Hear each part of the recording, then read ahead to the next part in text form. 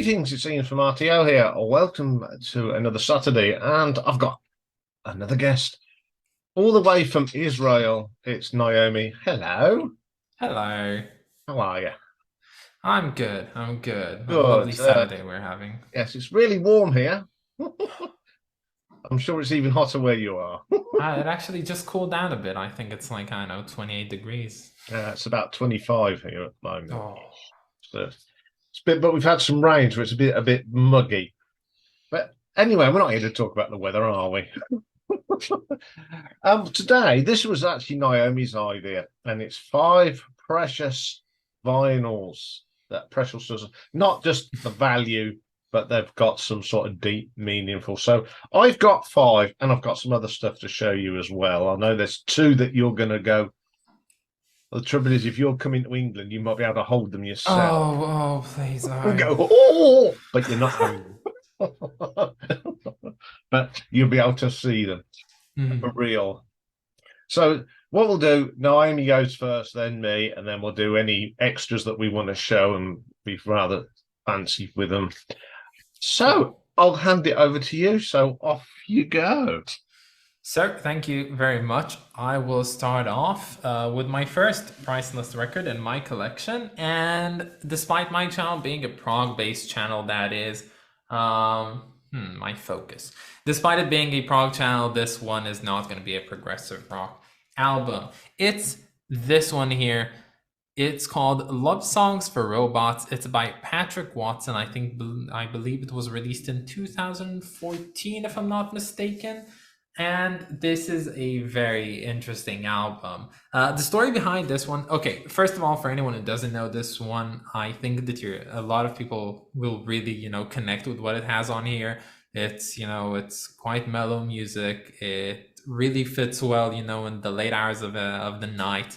And I used to listen to this one when, at a certain time in my life, I had to wake up almost like every other night at 3 a.m.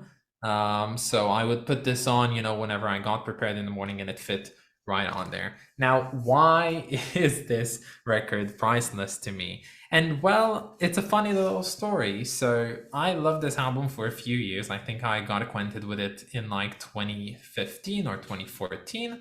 And the thing is, I didn't even think there would be like vinyl records of this one for some reason. I was really, unknowledgeable back then.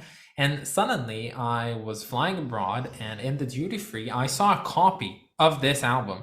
And I was like, oh my God, I really want to buy this, but I'm not going to go around like my entire trip abroad with a vinyl record in my bag. So, surely I'll find another copy of this one somewhere in Israel.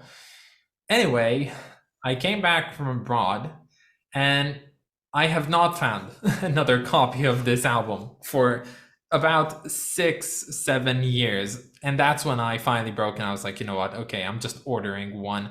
And now I have this. I play this one probably more than most of my records in my collection. I would never give up on this one because it has taken me 7 long years to get a single copy of this one. And I hold it very dear, in my collection. I'm going to be honest, I've never heard of it, but guess what? I'm going to be thinking award of warning. If you're coming to England, bring a bag. Oh, I will. I definitely will. Because the shop I'm going to take you to, you will just go. You'll be like a kid in a sweet shop. I'll tell you, you'll love it in there. Well, I love it in there myself.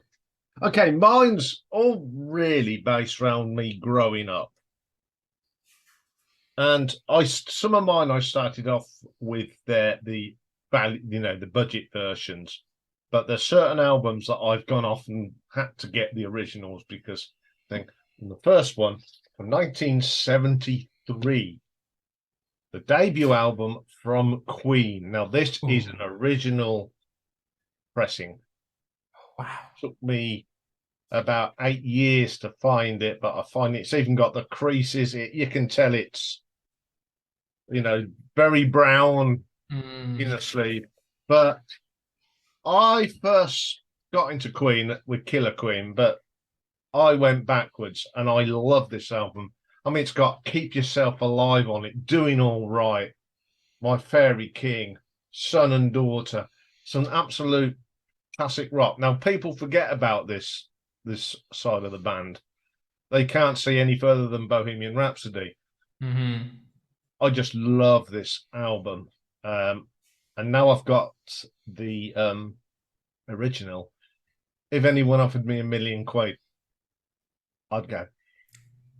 Mm, this is this is special. And since Freddie died, it's become more special. People have said you've got all my Queen are now original pressings. So, and they don't get played. They just sit there with pride in my collection. Yeah. So that's my first choice, the first Queen album. Went gold. It only got to 24 in our UK chart, but it managed gold.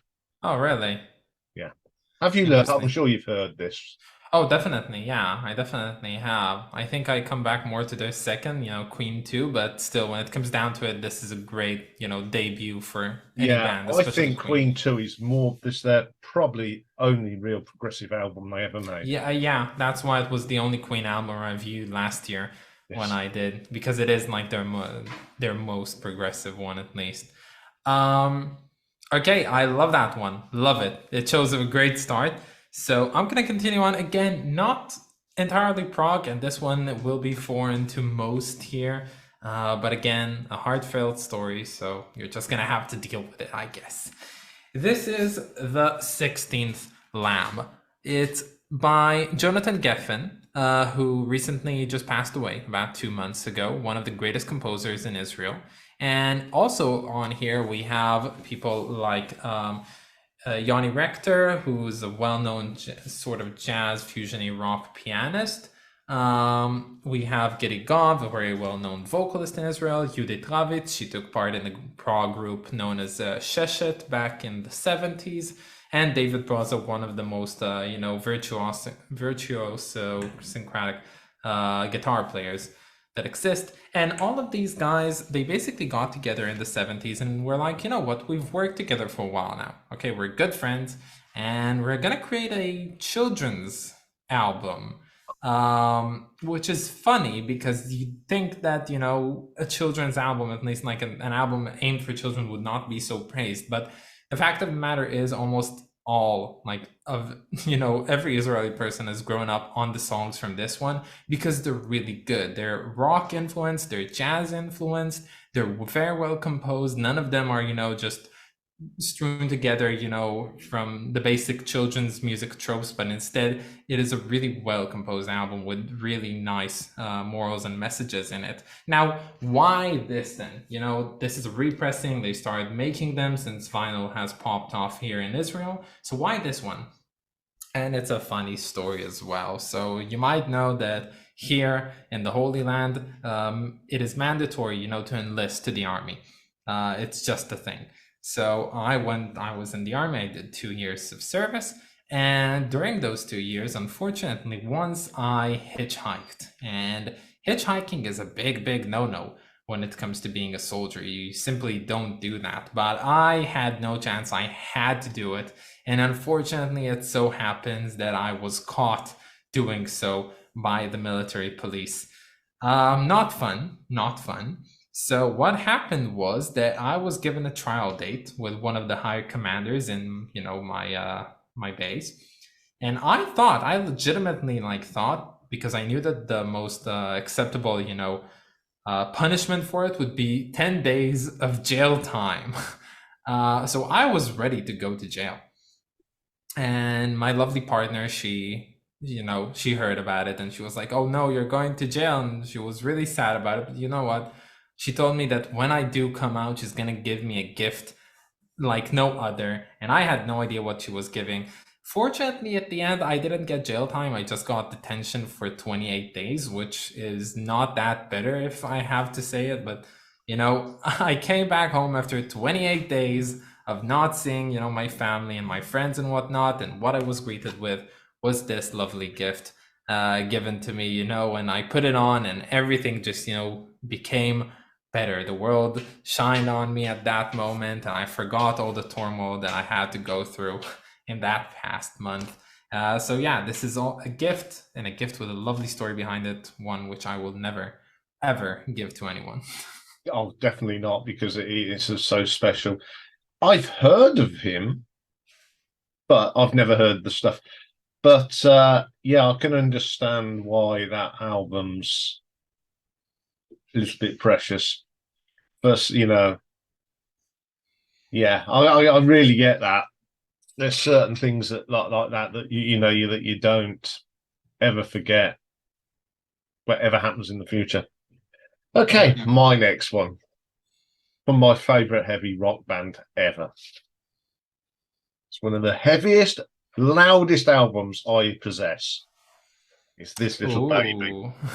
Again, it is an original pressing with pictures of the band. We've got Mr. Blackmore, Mr. Giller, Mr. Glover, Mr. Lord, and Mr. Pace. What can you say about this? Now, I've got repressings and all sorts, but this one is the one that's the rawest, the heaviest. Even though with all these remixes and gravel mix, and I've put it through the blender mix, you just can't beat this.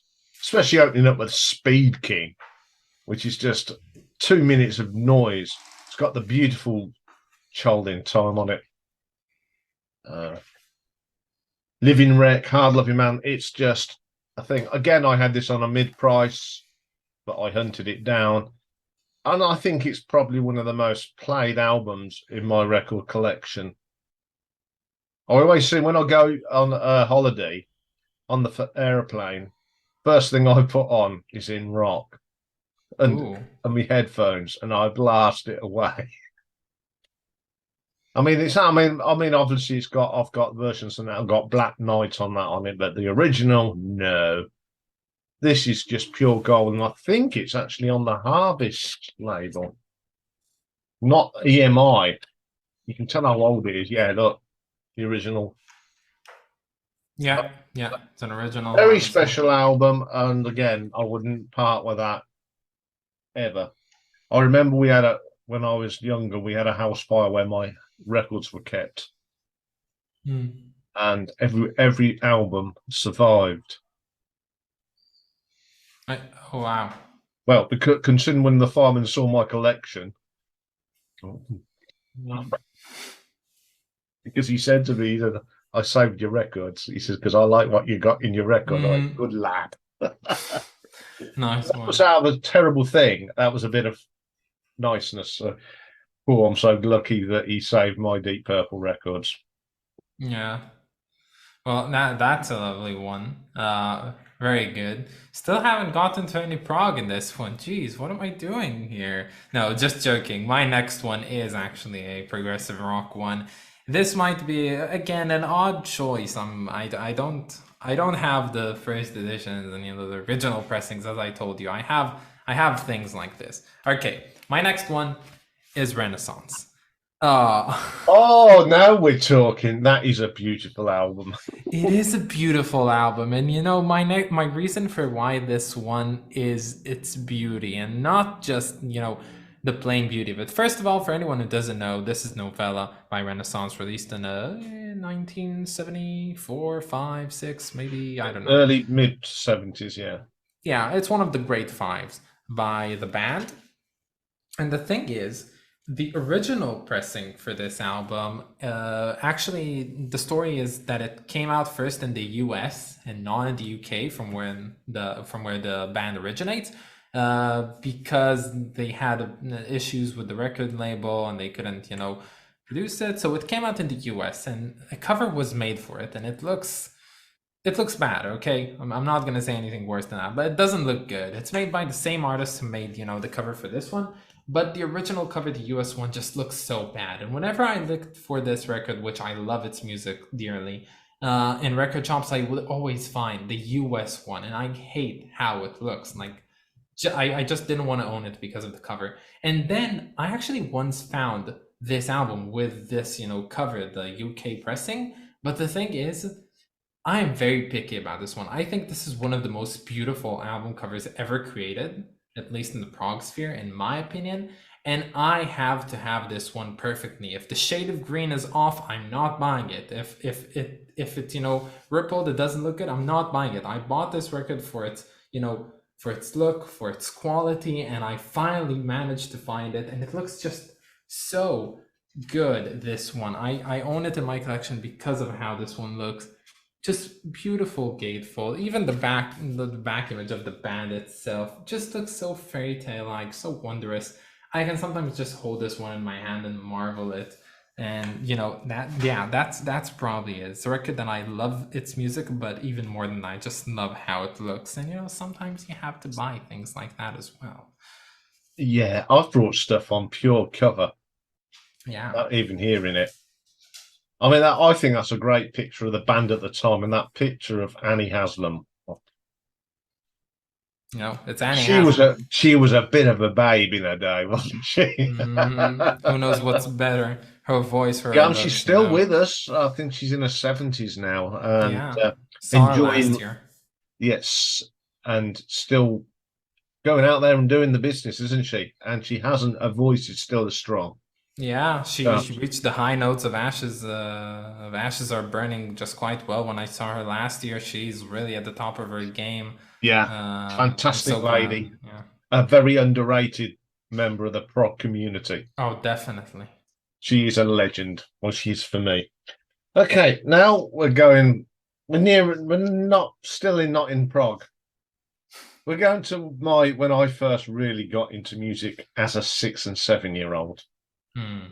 So this is a long, long time ago. And I have had the fortune to meet the lead singer of this guy whose birthday was on Thursday, Mr. Noddy Holder. So we're talking about Slade and their first live album, Slade Alive. If you want raw rock and roll style music, this is the one for you. It is. I've now got a remix. They had brought out a box set, but I played that and then played this, and guess what? This is just a superior. This was recorded back in the 70s. It's an original cover. It's original. Got a wonderful gatefold. Look at that. Wow. Yeah, it's got some great tracks on here. It's got some covers. It's got Hear Me Calling, which is written by the brilliant Alvin Lee. Darling Be Home Soon by John Sebastian. It's got Born to Be Wild on it as well. It's recorded in about 1972-ish. It's a quintessential album for glam rock fans. And to meet Noddy Holder was amazing. And we were speaking about this album and how much I play it. When did you get to meet him? About 5 years ago. Oh, I see. Sorry for my ignorance. Is Born to Be Wild like originally a Slade song? It's a Steppenwolf. Oh, so it's a Steppenwolf. Okay. Steppenwolf song. Darling Be Home Soon is Loving Spoonful, and Hear Me Calling is it's not Steamhammer. That's Junior's Wailing. I can't remember. The Birds, wasn't it? No, maybe. but something. I can't remember, but it's a great live album. And if you ever see this and you like something loud and raucous, and it's got lots of stamping your feet and get down, get with it. It's just a proper stamp your feet, clap your hands, and get with the beat, as Noddy says. It's an absolute belter. A lot of people that are watching this know I love this album, so my channel. So I could not have this. And again, it took me a long time to get this, and I won't give it to anybody, although people have offered money for me. I've just told them to go away. A great choice. I don't know this one. I must admit, I should know it probably, but I don't. Yeah. They're on Spotify, so go and have a look. Yeah. Okay, I will. So moving on, I will be the first one to make a slight repeat, like a partial repeat, with a band that we've seen already by you, and that is of course Queen. Oh yeah, the classic, the one that everyone knows. It's The Night at the Opera. We all know it. It's a classic album. It has Bohemian Rhapsody on it. What more can you ask? Why is this one though on this list? And well, it is yet another gift. It's another gift. This time I gave this one to my partner, so I have not received it from her. And it was, our first you know, our first basically birthday as a couple, that is. So, she has her birthday in January. So this was the first time since we got together that we've celebrated a birthday. And I was like, I have to make this one something special, to show my commitment to this relationship. So I went ahead and bought several gifts and hid them around the house and gave her clues so she'll look for them. So I bought like a toy for the dog that she just adopted, which was nice. I bought her uh, I bought her a full bottle of her favorite liquor, which was also nice. Yeah. And then I went on and I gave her this. Now it's a funny little thing because I am the record, the record player, as in the person in the house. She sometimes puts on things in the vinyl, but it's more of my thing. But I was like, maybe I'll manage to convince her, to give it more spins if it had an album that she really likes. And I think one of, if not her favorite band of all time, is Queen, in fact. And this album, of course, was a great starting point for it. So I gave her this record, and initially, and a funny story about it, I put it on and it was skipping on the first track, just immediately skipping. And whatever I did not manage to fix it. And that is when I learned that, if you have one of those cheap turntables, they're not going to play everything. You cannot adjust the force and, the weight of the needle. It just doesn't work like that. So this record also was the one that convinced me, I had to invest and get myself a real record player. And since then, I own an Audio Technica. I don't quite remember which one it was, but one of the mainstream brands. And now this one plays like a sweetheart. And it's honestly not going anywhere. And I must admit, this is also my only Queen vinyl in my collection. So, it is the first one and hopefully the first of many that will come in the future. So, yeah. That was a great choice. And that was a good one to start with your partner, because it was the first album I ever got. I had it for Christmas Oh, wow. when it came out. I mean, I love the Prophet song. It's one of my favorites, and You're My Best Friend. And later on a Sunday, that lovely guitar from Brian is just fantastic. It's a great album. And yeah, I wouldn't get rid of mine for the tea and China. Okay, it's got Bohemian Rhapsody on it, and I get bored with that now. But then I've been listening to Bohemian Rhapsody since it come out. Mm-hmm. So yeah, I can relate to that one. Right, I'm actually got some prog, or neo Yeah. prog, or as it's known as. That's one Yeah. one of my favourite bands. Ah. Now you're wondering, why hasn't he got script up? Hmm. Yeah. The reason this is up, because this came out, I wrote it down, on the 17th of June 1985. And I brought it at 9 a.m. when the record shop opened. I pre-ordered it. So this is day of release, Misplaced Childhood. Nice. You thought, I mean, in Mark Wilkinson's artwork is just mind-blowing. And when you see, you don't get this with CDs, do you? The full Monty of the picture of the Jester. I love the Jester jumping out. It's in with the new, out with the old. Absolutely brilliant. And I mean, you thought for a brand new album spanking, you'd have an inner sleeve. That's all you got. But I don't have to talk about this one. We all know about this one. It's the album that really sent them into the stratosphere. Kaylee, big hit. This went platinum in the UK and Germany. Oh, wow. But it sold more copies. It sold 500,000 copies in Germany, only 300,000 here in the UK. But I saw them play this live. And this is special because I was there. It's just one of them. It's that simple. I was there. I was part when people were talking how, people hear about like Led Zeppelin, but I was there. I was 1985. I was 18, 19. So it was a very special time. This is when I was really getting into my music. And again, because I got this on day one, I was off work, went straight to the record shop and sat outside waiting to pick up my copy of Misplaced Childhood. And it's a Yeah. very special album. It's not my favourite album, but it's just that special because I was there when this came out. And at the time, we didn't know how much of a phenomenal album this would become. And one of the great neo prog albums ever made, and it's will always be talked about. There we go. Definitely. Yeah. A lovely album you got there. Yeah. I did not know that it was released. So what does it make it 38, 39 years old now? Mm, Wow. yeah, you can see how Uh, old I am now. yeah. Oh. So yeah, wow. A lovely, lovely pick. Definitely, Marillion and the band that, rejuvenated, revived Prog, that is, if it weren't for them, Prog might not have been around now, at least not in this form.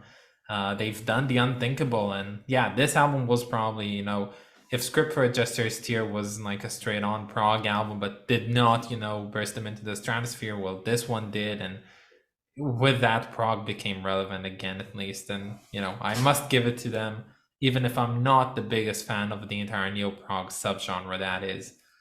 Unfortunately, as well, it was the beginning of the end of this form of Yeah. Beryllium because the pressure they were under. Yeah, I know that Fish left, what is it, Yeah, like two because albums later? basically because the pressure they did nearly 2 years of touring of this, and the record label wanted a new album straight Mm-hmm. away. I mean, Clutching of Stores is a brilliant album, but Mm-hmm. after that they kept wanting it, and to write masterpieces, you can't whip it up in 10 minutes. Not in the prog genre.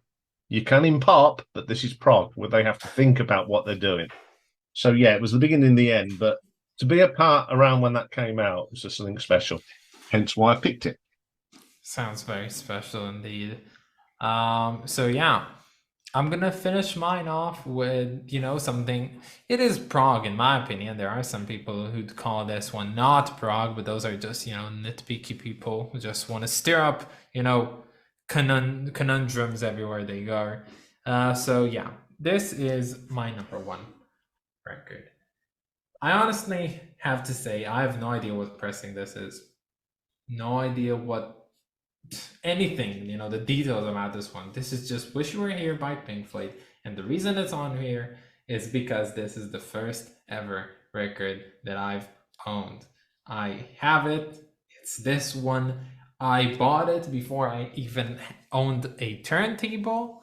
I so happen to be, okay, so I come from the age when, of course, not every household has a turntable in it. Okay, they might be on the rise, but back in 2015, not a lot of turntables, that is, and definitely not in my house. And I was touring around, I think it was in the old city of Jaffa, and when suddenly I noticed a record shop and I had some spare time, so I walked in there and I was like looking at records, just doing the same thing as I usually do in bookstores, just looking, not really thinking of buying anything. And then I suddenly saw this one. I was like, you know what? I really like like this album specifically. So I'm gonna buy it, and who knows? Maybe I'm gonna own the record player. Maybe I'm not. I'm just gonna own it, and I owned it for about half a year. By which point I actually acquired an old like secondhand turntable, and it worked well for like 3 years until I moved apartment. So yeah. But when it comes down to it, this record currently, it has scratches on it. It doesn't play that well, but I simply cannot give it up because it is the first one I ever owned. I feel like it's too precious, to throw away or to do anything else with. So yeah, I love this one, and I should honestly get a better copy of this album pretty soon because I simply don't have a functioning one at the moment. Yeah, that's an interesting copy because that is that on the CBS record label. It is on the CBS. I think it's a Yeah, bit early copy. over here it was obviously on EMI, and Yeah. my copy is just a white with the picture in the middle, and the outer thing was a plastic bag, like a Hmm. bin bag with that sticker on which you were here, which is now Hmm. sitting in the sleeve because you had to break it to get the album out. But it's a great album. It's yeah, "Shine On You Crazy Diamond" just blows you away. Oh, yeah. And I love that version. Right, I'm ending up, and I'm going to show you two copies of the same record. Ooh. This is not my favourite Ooh. album by Genesis, but I have two copies. Hmm. On the front, there's not much difference. No. And I'm over, and there is a little bit of difference. Now, this one, Huh. I'll do this one first. This is the British pressing. So you get the classic, all the lyrics, Hmm. and of course, it's on some rap Charisma label, which is Tony Stratton Smith's label, bloody bloody blah. I've had that donkey's years.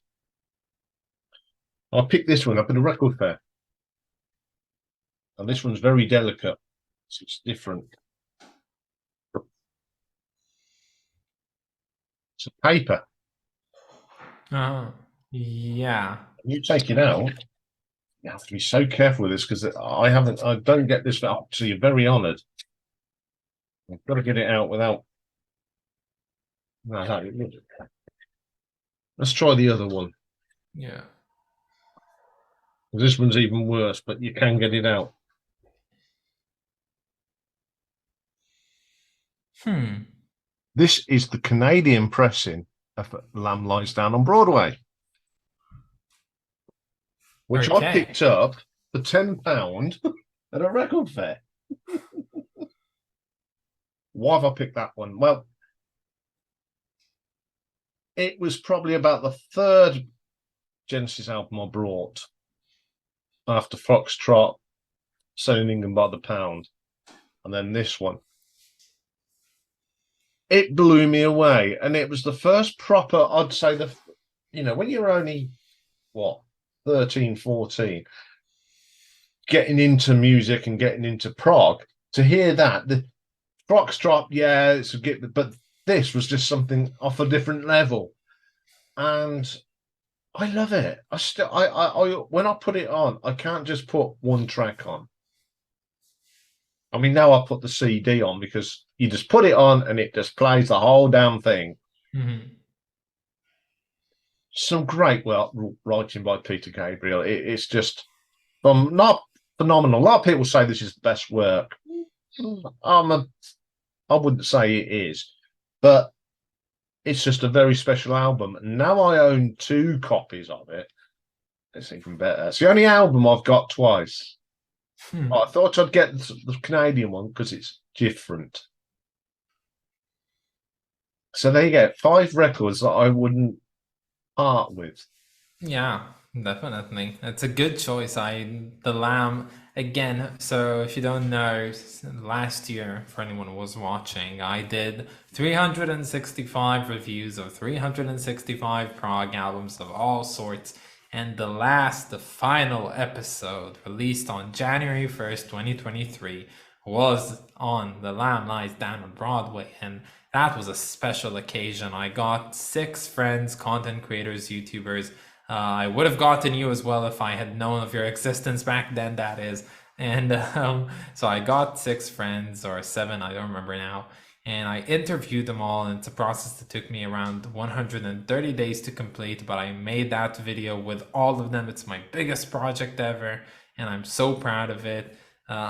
So yeah, while I'm not a big fan of this album because I'm not a big fan of Genesis as a whole. I tend to struggle with their sound, and by that I also struggle with neo prog as well. But I really appreciate this album, everything that it tried and managed to achieve. That is, and I do not own a copy of it quite yet. Because I'm still looking to get a nice, well polished copy of Foxtrot before it. I think that's my investment. But to be honest, it's a timeless classic. When it comes to prog music, how can you simply not acknowledge this one for its greatness? And I want to say, how can you not own it in your collection? But again, I don't own it quite yet, so it is something. But yeah, it's a landmark of music and prog specifically. So, have you got any extras today? Personally, no, I don't. I have the five, and that's enough for me, you know. Well, I've gone done with my albums, but there's some things I wanted to show you because I know you're a big fan of this band. And it's Pink Floyd. And Looking forward to it. I've got two singles to show you. The Oh my god. first one, if you can see that. Not now, John. Yeah, Not this now, is the John. 7-inch Lovely that one. came out when the album Final Cut came out, and it hasn't got the rude words. It's cut out stuff all that, but I didn't buy it for that. It's this Here's Return, part parts one. one and two. Yeah, there's an extra verse on this that you don't get on that. Oh my god. Of course, this is an original. Well, I was of an age, you see. I was around. And if you would have been around, you'd have had all these on original. So Oh, I'm sure. definitely. So that's the reason I've got that. As you notice, it's not in a gatefold, No. in a plain white label thing. No, can you find it anywhere on I'm YouTube? Like looking. with a I'm second. looking. I'm looking. I'm looking. Okay, we Here should. we go. I'll do it slowly. Oh my god. You know what it is, don't you? Yes. The love. Oh, it's so lovely. Oh my Yes, god. it's the single version of from When the Tigers Broke Free. You want to have a look inside? I know you do. The unveiling. Ah, the wall, the infamous wall. Oh, this is so cool. This is literally such a Yeah, cool thing. I Everything don't about know if you design can here. get it. Now, it's got a thing on here which is quite amusing. If you see where it says what it's taken off, Uh, what? taken from the final cut, right? Oh, interesting. Huh. This is 1983 final cut, yeah? Can you find, Bring the boys back home. I'm just getting it in the right place. Now, can you find a track on there called When the Tigers Broke Free? Huh. No, apparently not. No. When this first came out, it wasn't on there. It didn't appear until the remaster CD in 2004. Really? Yeah, it was never on there. But this is a great album to show anyway. Look at that. Look Oh, at the definitely. graphics on there. As they say, bad Pink Floyd album, good Roger Waters solo. That's how I see it. Lovely. Um, I had no idea that you couldn't find When the Tigers Broke Free then. I Oh, brought it. wow. I brought it when it came out. I just thought that it always had been on the final cut, and a friend of mine has like a reissue of it, so we would listen to it together, and there would always be the When the Tigers Broke Free. I had no idea. I see you learn something every day. Definitely. This is you've heard of this band, but it's just not. I thought I'd show you. No, Motorhead, No Remorse, the greatest hits album. But can you see something? Oh, what? It's leather. What is it? It's actual leather. I Yeah, can't the believe first pressings of this album came out like this. And guess Wow. what? I wouldn't sell that either. No. Most metal thing ever. Yeah. So that's what I'm going to show you. I could show you loads, but well, you never know. You may see some real ones one day. Definitely. Wow, what a Anyway, great collection. yeah, this has been another fun show. I don't know if I can top it because I want to do another one with you because these are just so fun. I mean, our Yes one was very popular. Oh, definitely. It topped my the week after it came out. It was number one in the weekly chart. So this will get up there as well, I'm sure. So once again, Hopefully. Naomi, it's a pleasure having you on the channel. A lot of people are envious that I get you on my channel and others can't. Aw. Well, we're good mates here, and I honestly, as I said, I love everything about what you do. And even if I don't know, 90% of the albums you feature on here, whatever I do like, I watch, and you just cater to everybody. That's the beauty of your channel. You upload like at least 2 times every day, and there's stuff for everybody. And like this video, it's just so eclectic. Like everything we've shown here, literally anything for anybody here. So yeah, Yes. check Well, all those albums out. yeah, it's been a really good week for me, hasn't it? Oh, it definitely has. Definitely has. I should have told you my birthday. Jeez, I didn't know you were doing these birthday episodes. I should have, because it was last Saturday. Yeah, sorry. No, we can do one. Uh, I'll email it and I'll put it in for next year. There you go. will do, sir. Okay, that's all for us from us. I've got to get this out and kick the cricket. But I'll be back on Monday. I'm having a day off tomorrow. I've got a busy week Understandable. Yeah, I've got a busy week next week. So I'll be back on Monday with the Who, ranking the Who albums. And my classic album next week is LA Woman by the Fantastic Tours. Oh, great. Amazing. So thank you very much, and we'll see you all very soon. Bye for now. See ya.